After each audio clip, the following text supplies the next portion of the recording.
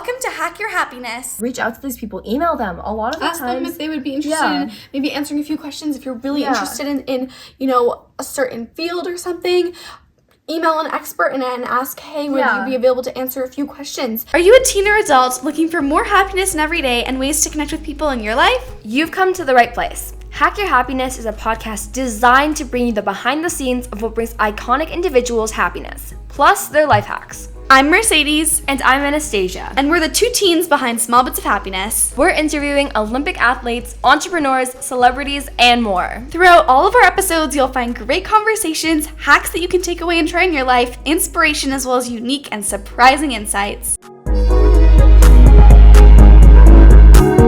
Hey guys, welcome back to Hack Your Happiness. Today, Anastasia and I are taking over the pod, and we're just doing an episode, the two of us. This is actually episode 2 of our Happiness Around the World on the podcast. So basically, if you haven't listened to our France episode, this is our new series where essentially we go to different places in the world and we talk to local people there, as well as conduct research and discover what makes people in different parts of the world happy and how we can incorporate their happiness habits into our own lives and share those with you guys on Hack Your Happiness.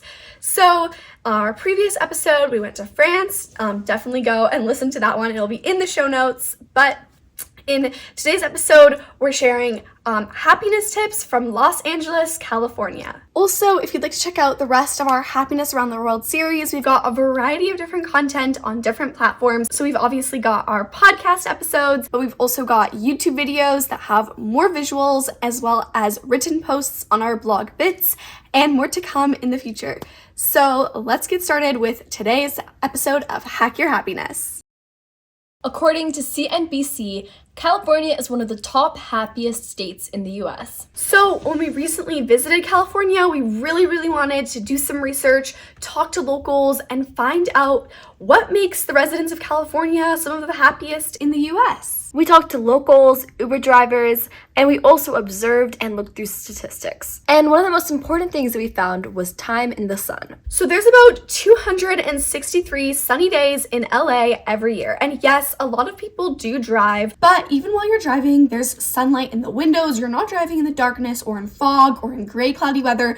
You're driving in, beautiful sunny conditions, blue skies, and just exposure to sunlight brings a lot of happiness. Yeah, there's been so much research done, and even if you check out one of our Bits posts or anything, you can find out so much about how sunlight can actually bring you so much more happiness. And I think that's also why so many Californians are so happy. Exactly. And what we noticed is a lot of people in California will work outside on a coffee shop and soak up extra minutes or hours of sunlight. We went to a Starbucks, people are working there. We went to another local coffee shop, people are working on the little patio. They've got their coffee and they're just working. And even though, again, it's like you're not going out of your way to change your lifestyle, you're still driving to work, you're still doing your work at a coffee shop, but it's just that fact that they are, exposing themselves to that sunlight. Obviously, they, in California, have a lot of sunlight, just like the statistic says. There's a lot of sunny days in a year. So we were there even in December, and the days were so warm. I think most of the time it was like maybe low 20s or anything, so it's still Celsius, low 20s Celsius. But in the end, also having more sunlight, which means you want to go outside more, and the warmer weather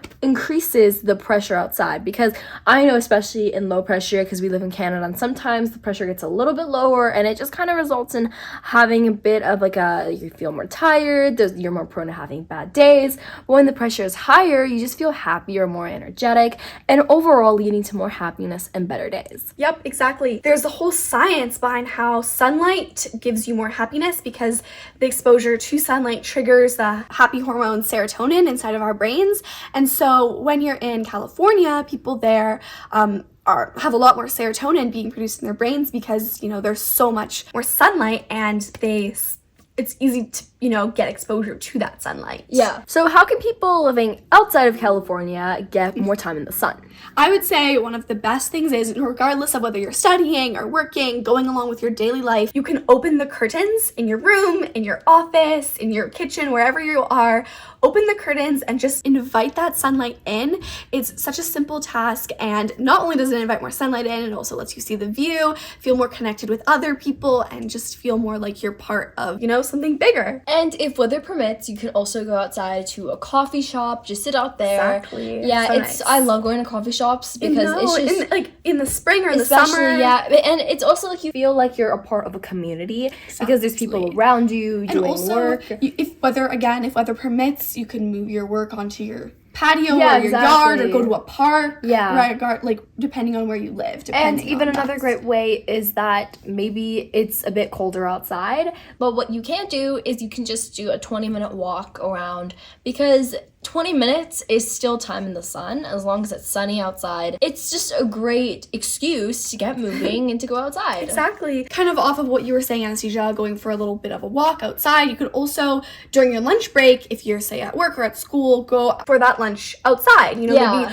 go walk to get a lunch or eat your lunch while you're walking with a friend or somebody from your family, you know? And actually taking that time that you have set aside off in your schedule and moving it to a place where you know, have access to some nice sun. Yeah, just make sure that if you're at school, you have permission to go off campus because oftentimes you don't want to get in trouble or anything. Exactly. The second thing that when we spoke to Uber drivers, a lot of them said is how close they are to the beach. Like, proximity to the beach is a big factor of what brings people in California happiness. And not only is it, of course, you can go to the beach and have fun with your family or your friends, but just being near the beach, even if you're not like being able to smell the ocean. Yeah, being near the beach brings you happiness.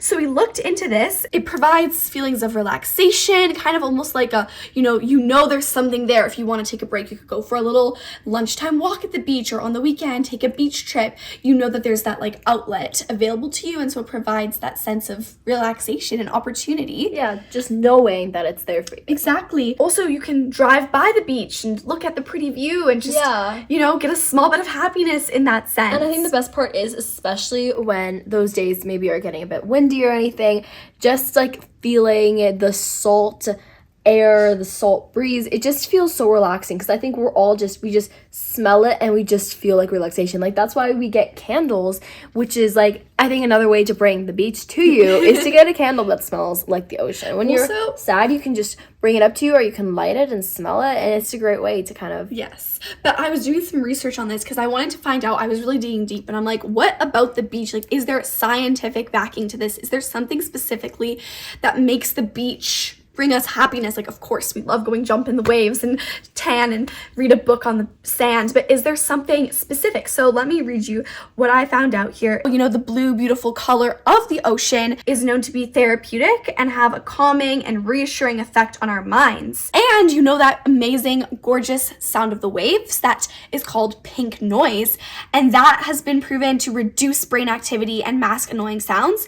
So that helps us sleep better and relaxes us. So it seems like there's a lot of science behind why we tend to love the beach and why it brings California people happiness as well. But like, also just realizing if these are the things that the ocean does to bring you more happiness, what you can do is you can then put them into your everyday. For example, maybe when you're stressed out, not even like right before you go to bed, like it is definitely an option. Like, you put pink noise on before you go to bed. Like, that's listen to the sounds of the waves off of YouTube. But even like what you're doing, your schoolwork, you can like even bring the sunlight in, open the sunlight, like close your eyes, imagine you're at the beach. And like I think all throughout the day, why not have like a nice playlist off of YouTube or Spotify playing? I'm pretty sure we have a playlist on Spotify. We do. Where it's Sounds like of the Beach. We have it on our Spotify Small Bits of Happiness account. But if you are not a Spotify user, you can also go on YouTube or Apple and just search up sounds of the waves or sounds of the beach or sounds of the ocean and hear those seagulls and hear the rolling waves and bring that pink noise and bring that sense of peace and happiness to you. And again, with the colors, you don't have to like paint a room or something. Just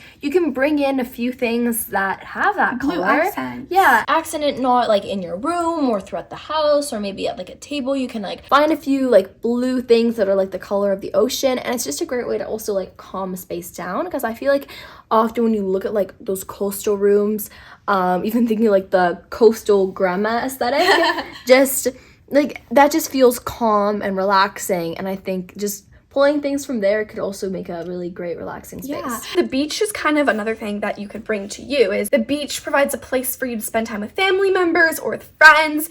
And so if you don't have a beach near you, try to find a different place where you can get together on the weekend or when you're not at school or at work with family or friends. So maybe that means going to a lake, or maybe that means going to a park or a coffee shop, or even having people over to your home. Just finding a place to kind of, gather with people that you care about and that bring you happiness when you're around. Definitely. Yeah. One of the other things that the locals and the people of LA told us about was that the reason why they love being there so much was because there are so many opportunities. And different jobs. Also, there's a lot of people in LA. There's about, in 2021, there was 4 million people in Los Angeles. And so there's a lot of different, stores, restaurants, cafes, lots of different lines of work. Yeah. And there's lots of different people because obviously the city has to accommodate the growing population. Exactly. Also, tourism, a huge industry in LA. So there's a lot of, even Uber drivers, like our Ubers rejected us a number of times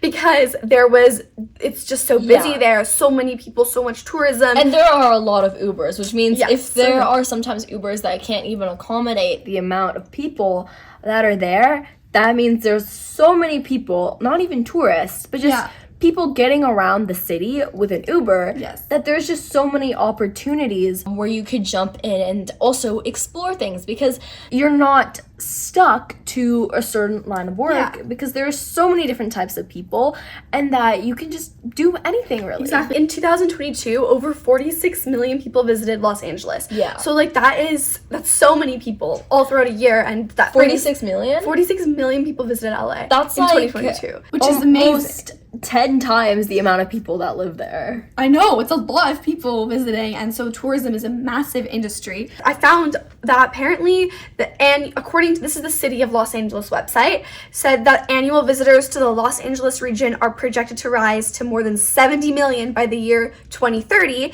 And on their website, on the City of Los Angeles website, it said which would result in creating more than 400,000 additional jobs. Yeah, it's a lot. It's growing scale like crazy because of how many people, especially after the pandemic and all that, are traveling again. It's really good to see, that tourism picking up. And I think that makes a lot of people also happy because you get to meet all these different types of people. Like, you're not in a small area where it's only the people that you know and that's about it. Like, it's just all of these different types of people. People are coming from across the world, and I think that also just excites people. Yeah, but I also want to jump into kind of the science behind it because, there's always some science to be found. So I wanted to look into the science of what happens when we feel stable in our work and in our jobs. So when people feel stable and secure in their jobs, they feel more of a greater sense of purpose.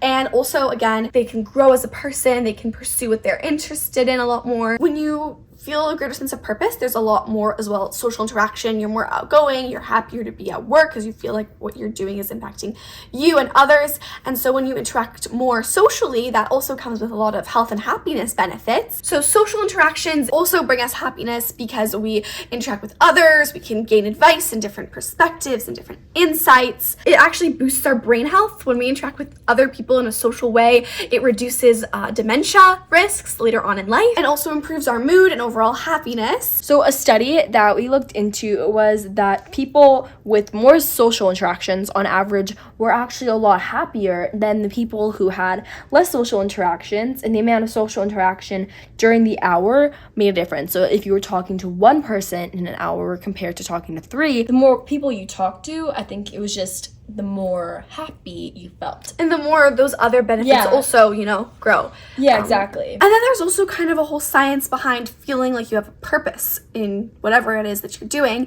A Forbes study found that when people feel as though they have a sense of purpose, they feel happier, they feel more enthusiastic and joyful. And we don't need to have a huge purpose. We don't need to be like, my purpose is to end world hunger. And if it is your purpose, that is amazing. I know, but it's not okay. Everybody has it's okay, one. Especially as a teen, to not be like, this is my purpose. And we were talking with photographer and like one of the most famous photographers in the imaging industry, Sue Bryce, on one of our previous podcast interview episodes. And she was talking about how your purpose is you. My purpose is me. Like, our purpose is to fulfill ourselves and to become the best version of ourselves. And that changes as we grow. And your purpose when you're 16 is probably different from your purpose when you're 26. And that is totally fine. And if it's similar, that's also totally fine, and it's okay not to have everything figured out, but just my purpose is me, and your purpose doesn't need to be, absolutely world-changing. For some people it is, for some people it's smaller scale, for some people maybe it is to help out in their local community, for some people maybe it is to be a great, supportive family member and to be there for your friends or your family. Our purpose is to wake up in the morning and, try our very best. So when we're surrounded and when people in LA are surrounded by opportunities to do what they're interested in, they feel a greater sense of purpose to get up, to work hard and work towards those opportunities because they're attainable if you, push yourself and work hard. So a really great way to also get more social interactions into your day is you can just compliment someone, make effort to talk to people. Yeah, exactly. Like if you're getting a Starbucks drink, tell the person who is taking your order that you really like how, maybe they styled their hair, or, you like their, like their earrings, yeah, anything. their earrings. Or compliment someone at your school, tell your teacher that you like their sweater. Or if you're in a taxi or an Uber, just kind of talk to them there and make a little small conversation. You don't need to hold it. Ask them how their day's going. Yeah, exactly. You don't need to have a whole hour-long conversation, but just having a little talk will really boost your mood, make you feel better about yourself and just your whole day. Exactly. And it'll also help them feel more important and valued. And also another major way to get more social interaction during your day is to put your technology away during meals. During lunch, talk to your coworkers or your friends, or during dinner, actually put your phone away, not just on the table, put it away, maybe put it in a bag or leave it in a different room. Out of sight, out of mind. Exactly, and just talk to the people around you, ask them how their day is going, ask them, what was the highlight of their day, what are their plans for tomorrow, what are they looking forward to, and just kind of connect in that sense. To find more opportunities, just think about something that interests you. You can go on Google and find some more opportunities like clubs, extracurriculars you can sign up for. Don't be afraid to try things. If you don't like it, at least you learned from that experience. Don't be afraid to try. Yeah, exactly. Also, try to say yes when, somebody invites you to something or you see something. Even if you're a little bit scared, it's totally normal. As long as it's not like you are scared because of, for your safety. If you're just nervous that maybe you won't succeed in a certain, class or competition, don't be afraid to not do 100% on something, because it's all part of growing and evolving and learning more about who you are and trying those opportunities out. And attend events, because oftentimes there's so many different things going on and you never know who's going to be there. You may meet some really interesting people who can help you out, and I think a lot about this is also socializing, because there are so many experts in this field and you could even reach out to them, reach out to these people, email them. A lot of the times, ask them if they would be interested in maybe answering a few questions. If you're really interested in a certain field or something, email an expert and ask, hey, would you be available to answer a few questions? Because a lot of adult experts really want to support younger generations who, have an interest that aligns with, their work. Thank you so much for listening to this week's episode of Hack Your Happiness. If you're interested in more of our Happiness Around the World series, for sure check out our show notes where we'll have linked the France happy hacks, because there's a lot of really amazing and unique happiness tips in there, and we'll also have bits posts and YouTube videos all located in the show notes, so definitely check those out. If you enjoyed today's episode, please leave us a 5-star rating. It really helps us out, and it's just a quick button. Additionally, if you enjoyed today's podcast, be sure to join our happiness family by following Hack Your Happiness on whatever podcast listening platform you're on. See you next time!